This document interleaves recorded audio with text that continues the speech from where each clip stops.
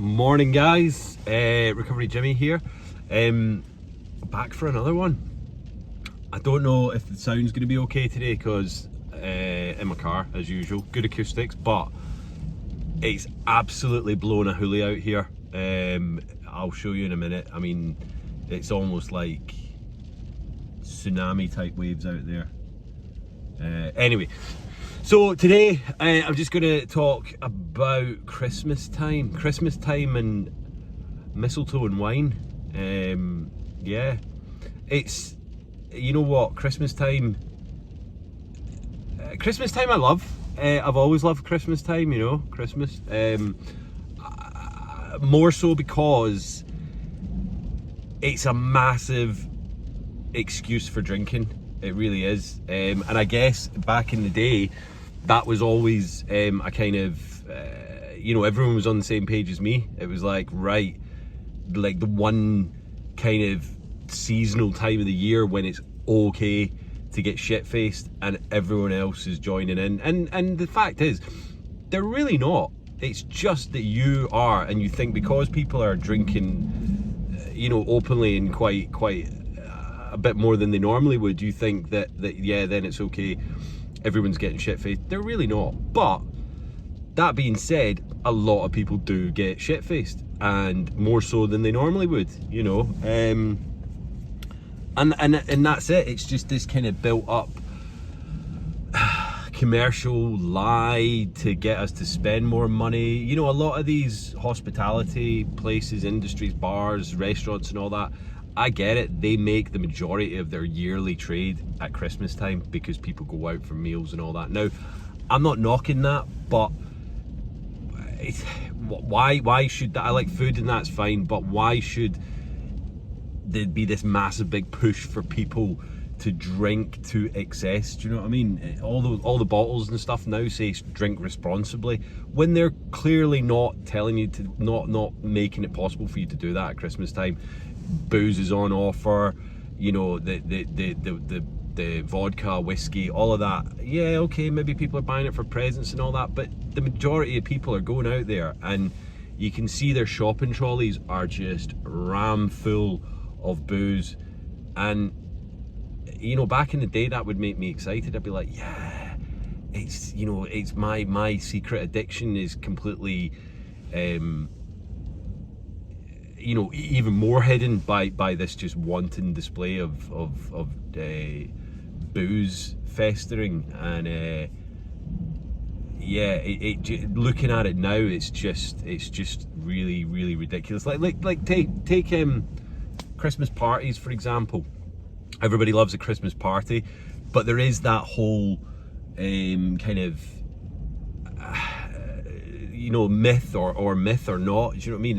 It goes without saying that people at a Christmas party, it's almost expected that they're going to get completely shit-faced, make a fool of themselves. You know, Janet's going to end up with Trevor on the photocopier machine or whatever, and that's just laughed off because it's a Christmas party. No, that's just, well, again, it's fucking, you know, adultery if it is. And why should it be accepted because it's a Christmas party?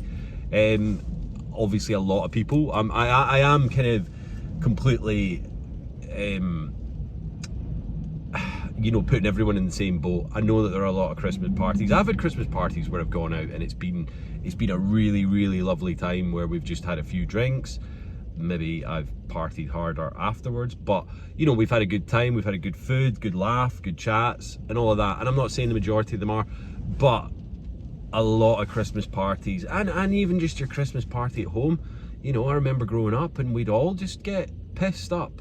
We'd go out for a walk like at lunchtime and it was acceptable to go into the pub. Now for me that was like ching, you know, everyone's, you know, getting boozed and we can get on it early. But I just think what it does is, A, it's expensive. Booze is not fucking cheap. So shitloads of people are spending way more than they need to be on something that is just pure poison. Obviously we've got all the presents and all that, which I'm not going to have a problem about, but it does put people in debt. And then January comes and it's the longest month ever. People try the kind of, you know, dry January thing and all that, which a lot of people fail, which I think says more about the fact that they can't do it, because it's like, well, if you can't give up booze for a month, then maybe there is an issue there. Do you know what I mean? I'm not saying you're a full-on alcoholic, but if you can't stop boozing for 1 month, that really fucking speaks volumes. But yeah, so Christmas time puts a lot of people in debt. You maybe have 2 weeks off over Christmas, so you're just boozing the entire time. So depression setting in, because alcohol is a depressant, and you know, you've got all these maybe money worries and all of this. So then you drink more, and we've got COVID, and we've got, you know, people not working, or, you know, not able to get furloughed, all of these things. And it's like, do you know what? Christmas is supposed to be a happy time. It's supposed to be a time where you're with your family, you're with your friends, and you're enjoying yourself, not just getting pissed up and drugged up and just making an absolute mess of everything. Now, I know I am pure stereotyping here and saying that everyone's in the same boat, and I know they're not. But if you look at the stats, if you look at, like, you know, the police presence over Christmas time, they need to, you know, enforce the streets and all that, because people are just going out every single night after work, or this, that and the other. Over in the UK, I mean, they probably have it over here as well, but it's got many different names. But there is, where I was last in the UK, in East Yorkshire, it's called Mad Friday, which is like the last Friday before everyone breaks up for the holidays, and it's just carnage in town. Like I mean, I'm not just talking people getting pissed, like people getting pissed up and fighting and getting battered and all of this. And it's the whole length and breadth of the country. They call it all different names, but essentially Mad Friday is what it is, because it's mad and it's purely booze fueled. Because the works maybe take them out, give them some free drinks, buy them some drinks, then they go out after that. And I mean, a few years ago, a colleague of mine, she didn't even know how she got home the next day. She's got a little girl who's obviously getting babysat, and the next day she woke up and she didn't even know how she'd got home. She was all right, but, you know, that's the thing, she doesn't get to go out a lot. So it was like, oh, this is a great time for me, I'll go out. And yeah, just got completely trolleyed. And that's, you know, that's maybe an isolated incident, but again, I just think that this booze thing over Christmas is a real issue for a lot of people, and I think, I don't know what needs to be done about it. I mean, for me, I know I'm not going to be drinking, but I think that, you know, it needs to not be as marketed and advertised in the shops, you know. I feel all right walking down the booze aisle now. I don't generally, because that's all that there is down there. It's not as if I need to go down there to get rice, but I could walk down it and it'd be okay. But I literally avoid it because there's nothing down there that I want to get. But when you go into a shop at Christmas time, it's not just on the booze aisle, it's like at the end of the aisles, it's in front of you when you walk in the store, like massive big, you know, pylons almost of pillars of bottles of beer, bottles of whiskey, bottles of vodka, all on offer. You know, come and buy this and get this, buy this one, get this one free, and all that. And it's, you know, you see people with their little trolley or their basket, and their basket is weighing them down because it's got like 12 bottles of vodka in it because they're on offer. Really, do you need that much? I mean, I get it that it's on offer, but it's pure poison and you're pouring it down your gullet. Anyway, yeah, Christmas time, this has been my second sober Christmas, so, and I didn't even do these videos last year, so it's, you know, it's kind of good that I'm getting to address this and talk about it, because last year was good. I went to my brother's and his partners with the kids, and yeah, Christmas is all about the kids, you know. And it was great, you know. There was great food, we all had fun, people were drinking, don't get me wrong, not to excess, because, you know, that I don't think anyone really in my family does that, apart from me. So had that been me on my normal boat, I would have been probably definitely the most drunkest person there, and I'd probably have had a word from my brother saying, you know, go easy or whatever. Then I would have taken, you know, offense to that and probably drank more. So I had a great time last year, and you know, but I knew that I was driving, so that if it did get a bit leery or whatever, I could make my excuse and get out of there. So that's, you know, that was never an issue. This year it's going to be different, because I think last year maybe I was only like 4.5 months sober, so there was a kind, I was in a safe place because within my family knew and they were supporting me. But I think this year, you know, I'm so far removed from it that I'm gonna actually really enjoy it. We've got friends, well, family coming from Glasgow who, fingers crossed, can get down because of this new Omicron stuff. But yeah, I'm really looking forward to it.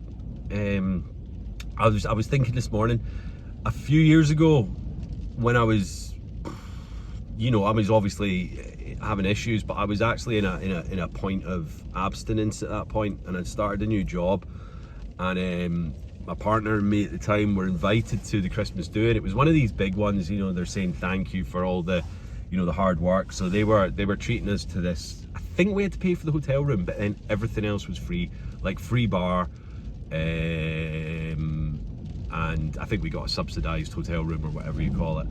But then it was free bar, free food and all that, and it was you know, it was in a nice hotel. I think it was a Hilton or something. And I wasn't drinking at the time. I was going through a point of abstinence because I'd fucked up so many things, you know, up to that point. But in my head, I was thinking, right, it's a Christmas party. It's a free bar. I'm gonna have to drink.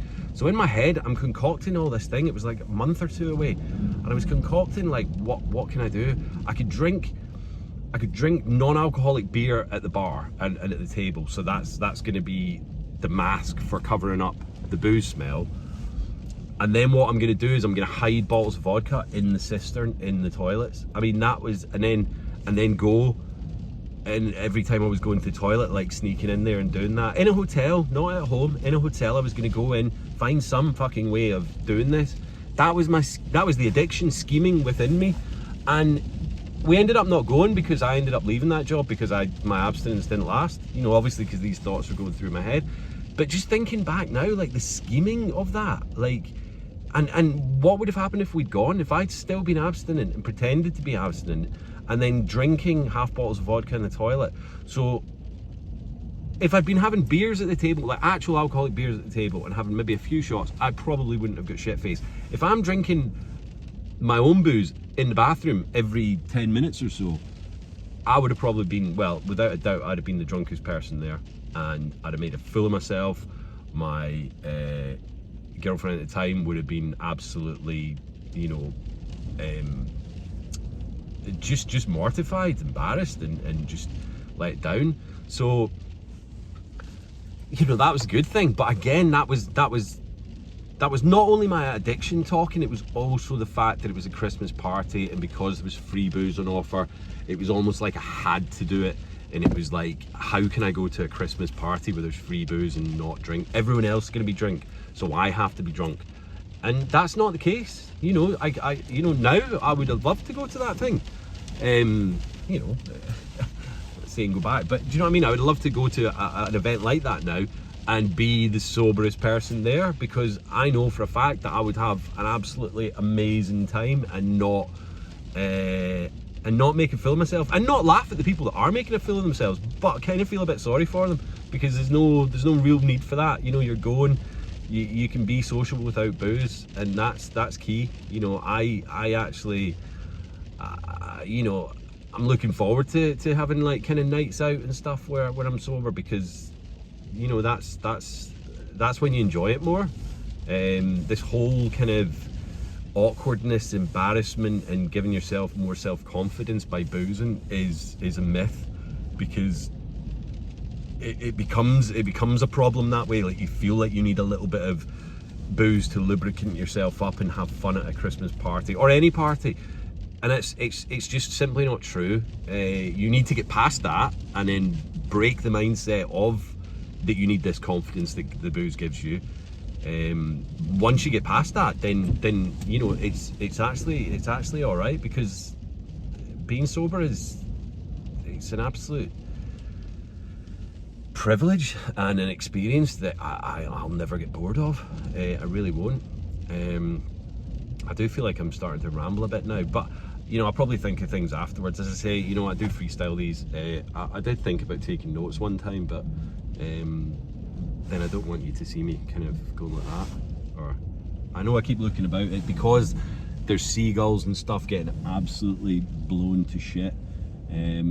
No, I might think of things afterwards, but do you know what? I feel good. I feel like I've got my mojo back, and not that I'd lost my mojo. I just didn't want to keep repeating the same old shit on these videos all the time. So I will only do them when I've got something really kind of that's playing on my mind to report.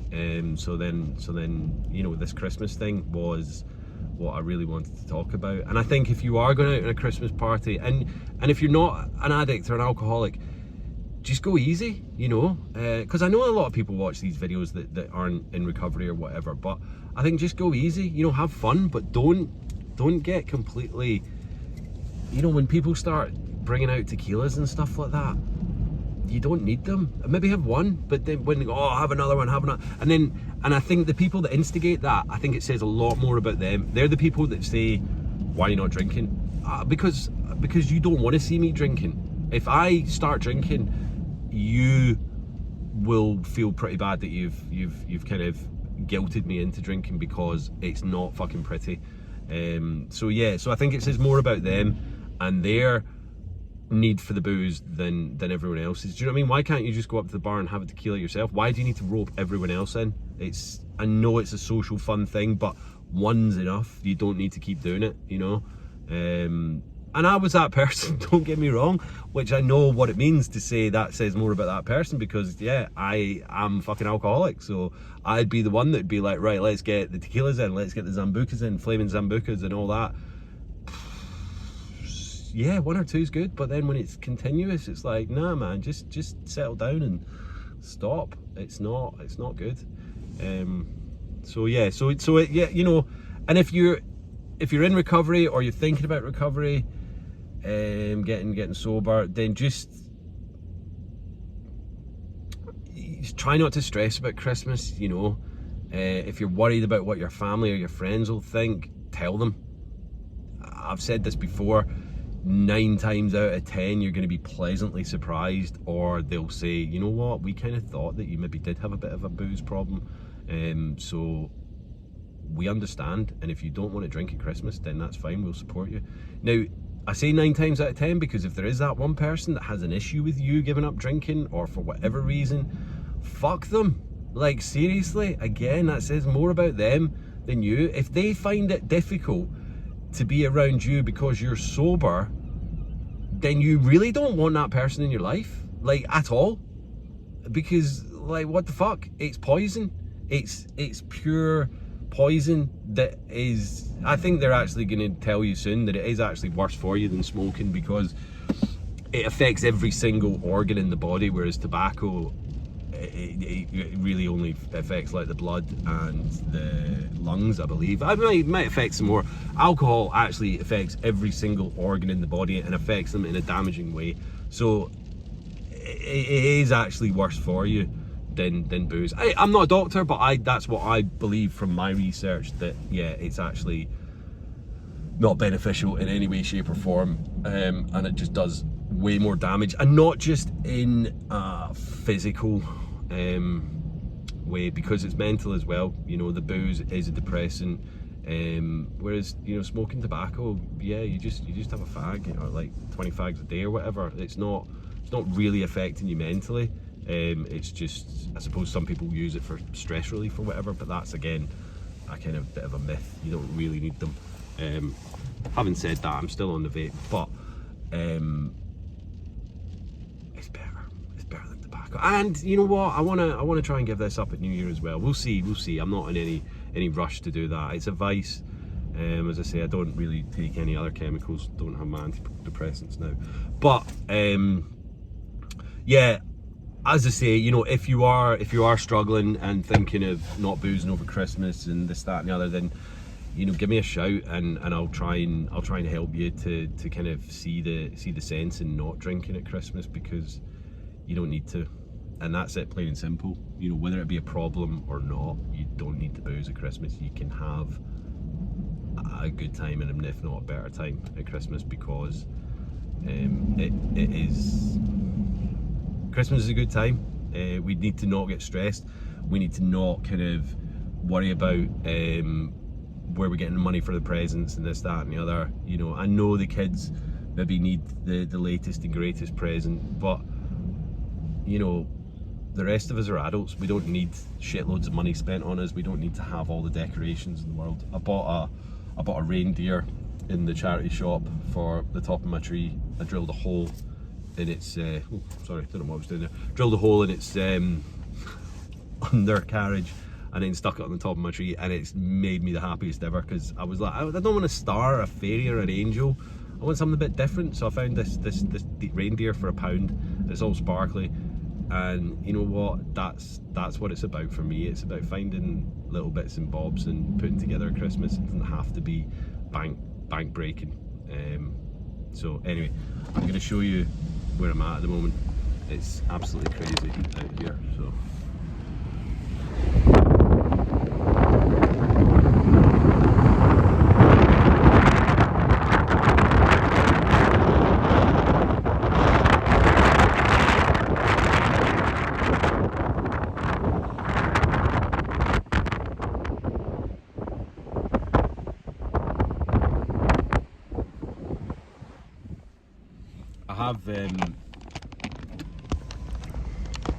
I have brought you up here before. I think it's probably summer though, but I love it up here. It's a great little spot.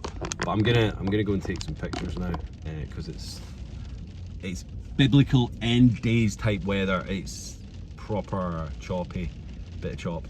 Right, so do the usual.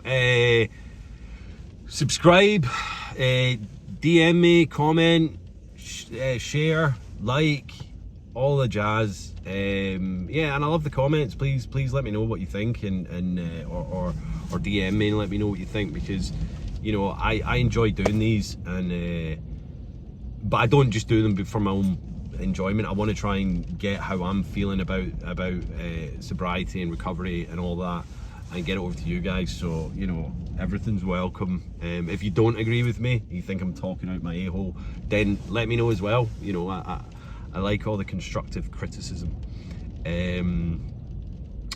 So yeah, so stay safe, stay strong, stay supportive, and I love you all.